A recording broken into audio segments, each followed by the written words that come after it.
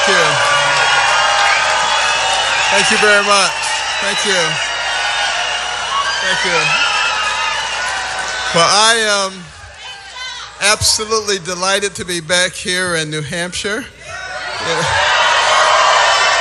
When I was on the trail, my wife Candy and I celebrated our 40th anniversary here with 600 of our closest friends. But why am I here today? I'm here for the same reason that I originally ran, because I want to save our country.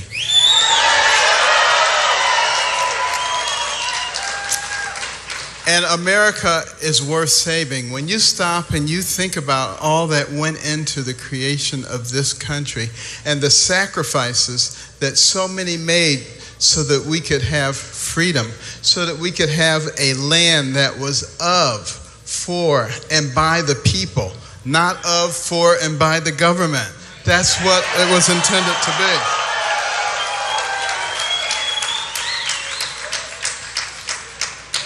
And we want to make it great again.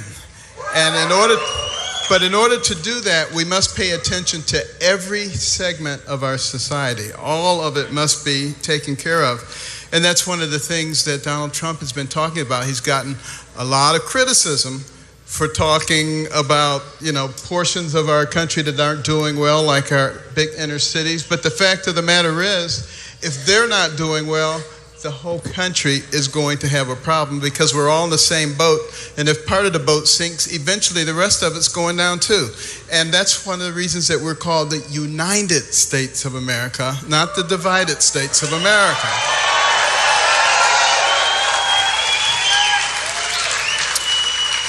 And it is such a land of opportunity because, when I grew up in dire poverty with a terrible temper, terrible grades, it certainly didn't look that great for me. But you know what I had?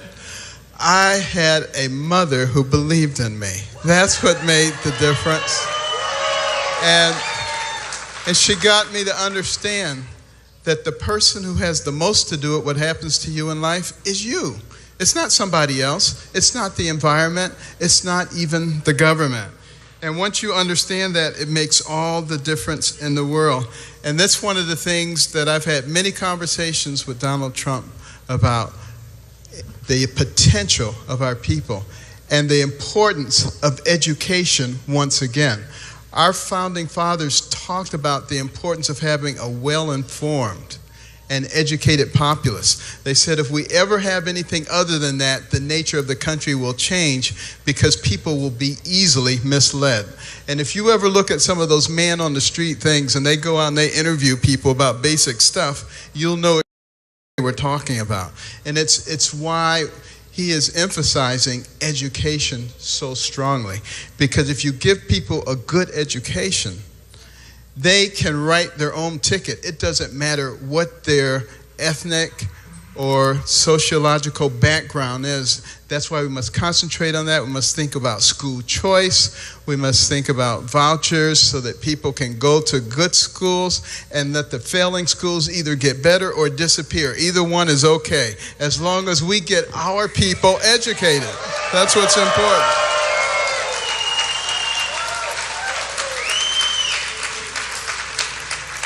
And traditionally, Republicans haven't talked about these things. They haven't talked about our prison system, where we have 5% of the population of the world, but 25% of the prison inmates. That means that there's a problem. And we have got to solve those problems. We've got to analyze those problems. We also have to recognize that when people are in prison, the reason there's such a high recidivism rate is because they go into prison with little education and little skills, and they come out with little education and little skills. So what are they going to do? The same thing that got them in there in the first place. So we have to start figuring out a way to change that narrative, because that will strengthen every single one of us. And we must find a way to bring jobs back to this country. We have policies in place that are destroying jobs. We have trade agreements that are destroying jobs. And this is not a complex equation. We have a reasonable tax code and we get rid of all the stupid regulations that are keeping people from doing what God gave them the talent to do.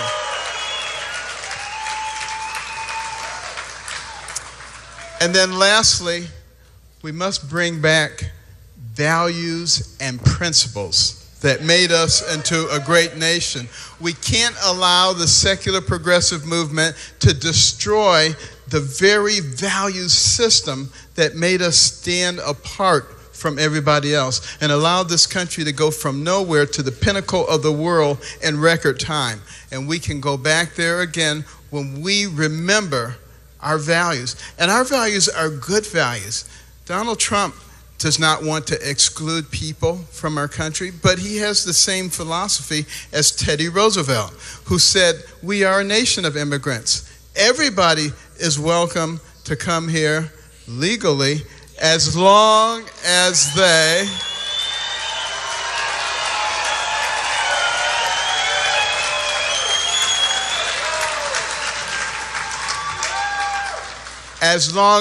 want to be Americans and they accept our values and they accept our Constitution.